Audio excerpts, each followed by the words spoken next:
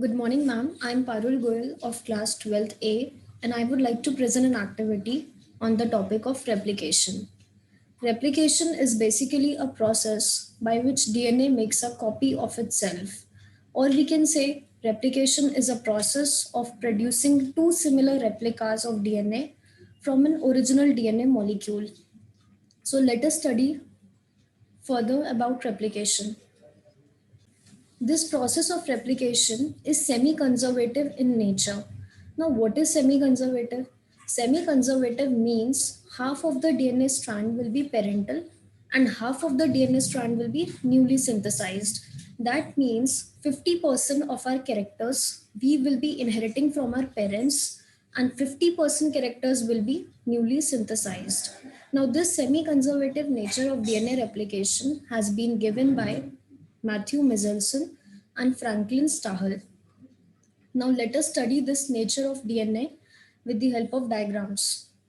Like we can see this diagram, on the left hand side we can see there is one parent DNA. Now when this parent DNA breaks down, it results into 50% it results into daughter DNA, which is 50% parental and 50% is newly synthesized. We can see another diagram also, like this diagram. The upper one is parental DNA and the lower one, the daughter DNA. 50% is parental and 50% is yellow, that is newly synthesized. In this diagram we can see clearly that blue molecule, that is a parental DNA molecule, is breaking down into two daughter strands. The daughter strands are 50% parental, that is blue in nature, and 50% is yellow, that is newly synthesized. So DNA is making an exact copy of itself. In this diagram also we can see on the left hand side we are having a parental character, that is a parental DNA. It is getting broken down into a daughter DNA. The daughter DNA is 50% is parental and 50% is newly synthesized. So I hope I'm very clear from these diagrams. Now, how do we come to know about the semi-conservative nature of DNA? That is because of the efforts of our scientists Michelson and Stahel. What they did, they grew E. coli bacteria in a medium which was containing 15NH4Cl. Now, what is this 15NH4Cl? This 15NH4Cl is basically our ammonium chloride. This 15N is our heavy isotope of nitrogen. Now this labeled bacteria of 15 NH4Cl, which was our heavy isotope of nitrogen, was then shifted to a fresh medium which was containing 14N nitrogen. Now this 14N nitrogen is basically our lighter isotope of nitrogen. Now let us see what happens further in this experiment when they have shifted to fresh medium which was containing 14N nitrogen. Now samples were taken for each generation. Like we know, E. coli divides very faster. Its F1 generation comes only after 20 minutes. And the DNA was tested with density gradient centrifugation using cesium chloride. Now what they found, Michelson and Stahel found that DNA was a hybrid in the case of F1 generation, or we can say DNA was a intermediate. That means 50% will be our intermediate character and 15% will be our N14 DNA character. So we can have a true proof by this experiment that DNA always show a semi-conservative nature, that is 50% characters will be totally inherited from our parents and 50% characters will be newly synthesized. Now let us study our Michelson and Franklin experiment with the help of this diagram. We can see we are having our E. coli bacteria which is 15N DNA, that is heavy isotope of nitrogen. Now, when this heavy isotope of nitrogen was mixed with 14N DNA, what will happen in the case of F1 generation? After 20 minutes, what we have seen, we saw that 50% is 15N DNA and 14N DNA will be 50%. So it shows its semi-conservative nature. Now in the F2 generation, that will be after 40 minutes, it showed us 50% character will be 14N DNA and 50% character will be an intermediate, that is 15N DNA or 14N DNA का hybrid होगा. Now let us study the requirements of DNA replication. Means what all enzymes are responsible for carrying out the process of replication. To carry out replication, we need the most important polymerase, that is our DNA dependent DNA polymerase. Second is our DNA template strand. We can call them as parental strand also. Third is our helicase enzyme. Fourth is topoisomerase enzyme, or we can say it's our DNA gyrase, or we can also call it as stress enzyme. Fifth is our SSB, that is our single stranded binding protein. Sixth is our primer. Seventh is our primase enzyme. Eighth is our ORI site. ORI site is basically the origin of replication site. And ninth is our DNA ligase. Now let us study the function of each one of these one by one. So first is our DNA dependent DNA polymerase. This is basically an enzyme which uses DNA template to catalyze the polymerization of deoxyribonucleotides. It is the most important molecule in the case of replication. To carry out replication, it is a fundamental enzyme. Second comes our helicase enzyme. Helicase enzyme is basically our unwinding enzyme. Now, what is unwinding? Unwinding means when our DNA is double stranded in nature. So, this helicase enzyme opens the double stranded DNA into single strand. That means double stranded DNA gets broken down into two single strands. So it is our ssDNA. dsDNA, that is our double stranded DNA, gets broken down into ssDNA. SS means single stranded DNA. Now we all know that DNA is happy in being double stranded.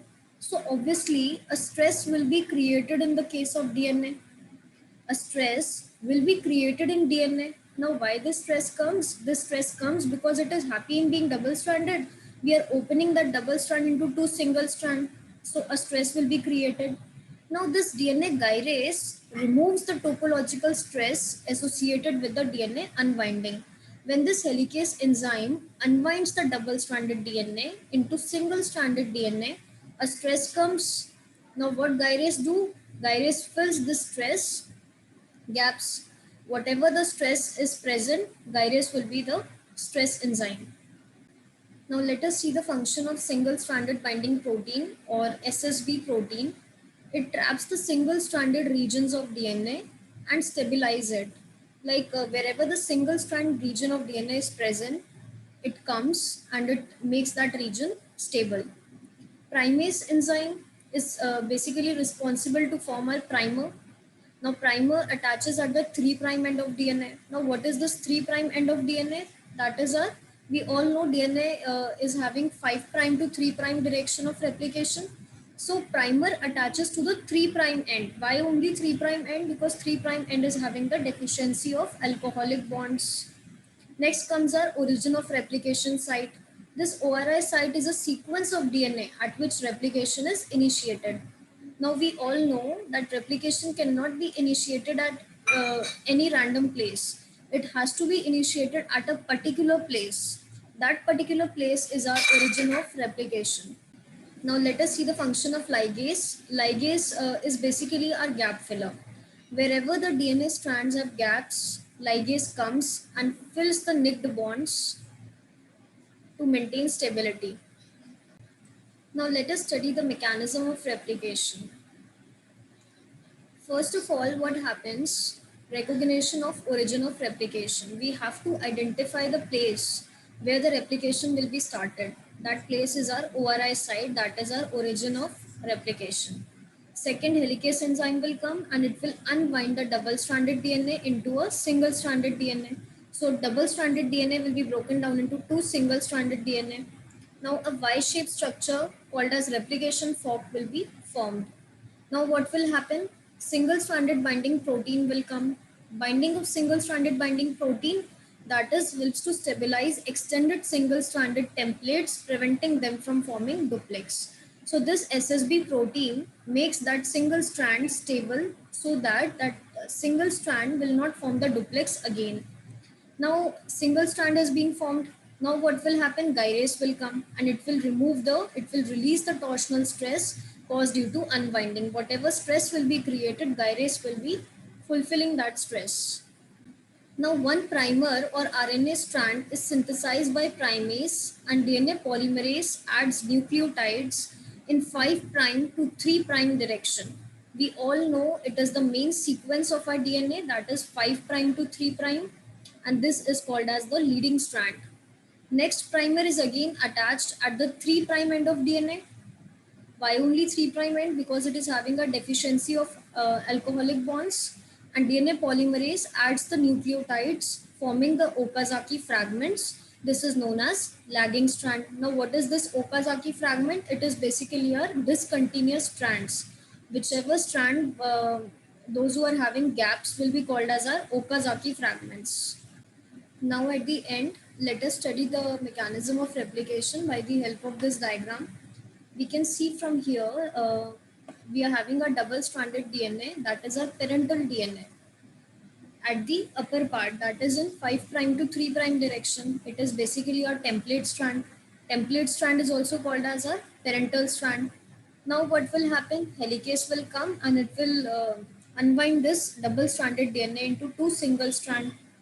Now what will happen? The single strand will be having some kind of stress. Now gyrase will come and it will fill this stress. Now what will happen? DNA polymerase will catalyze the polymerization of template DNA into a daughter DNA. Next, ligase will be acting as a gap filler. Wherever the DNA strand is having gaps, ligase will fill that nicked bonds. Fine. So Okazaki fragments, what will happen? We are having one leading strand and one lagging strand. Leading strand is basically in the direction of 5' to 3', and lagging strand is in the direction of 3' to 5'. This lagging strand is called lagging because of its gaps. Wherever we are having our gaps, that fragments will be called as our Okazaki fragments. Leading strand is in proper, it's in 5' to 3' direction. It is not at all having any kind of gaps. So it is called as our leading strand. So I hope I'm very much clear with the mechanism of replication. One thing more I would like to add, that is we can see clearly from the diagram, like double-stranded DNA is getting broken down into single strand, and this kind of structure is basically in the kind of a fork. Fork is something like we see in our chemistry labs also. Fork is a kind of this type of Y kind of structure. So it's looking like that only. And I would like to sum up my presentation. um, like replication, we all know replication, and I explained also, replication is basically a process by which DNA makes a true copy of itself. It is making an exact copy of itself, like we do Xerox also. And this replication process is semi-conservative in nature. Now what is semi-conservative? Semi-conservative means 50% will be parental characters and 50% characters is newly synthesized. And this kind of semi-conservative nature of DNA has been proved by Matthew Michelson and Franklin Stahel. So we also studied that experiment, and then we came to know about the enzymes which are responsible to carry out the process of replication. That is our helicase enzyme, gyrase enzyme. Helicase is basically the unwinding enzyme. Gyrase is the stress enzyme which fills the stress, which removes the stress. It is also called as topoisomerase. Next, we study about our ligase. Ligase is basically the gap filler. Wherever the DNA strand is having gaps, ligase will come and it will fill the nicked bonds. Next, we study about the Okazaki fragments. Okazaki fragments are the discontinuous fragments. We also studied about leading strand and lagging strand. Leading strand is in 5' to 3' direction. It is not having any kind of gaps, whereas our lagging strand is discontinuously synthesized and it has a lot of gaps. At the end, I would like to thank my biology teacher, that is Aparna ma'am. Ma'am gave us a wonderful work to do this in these lockdown period, and I hope I'm very much clear from my presentations. So thank you, ma'am.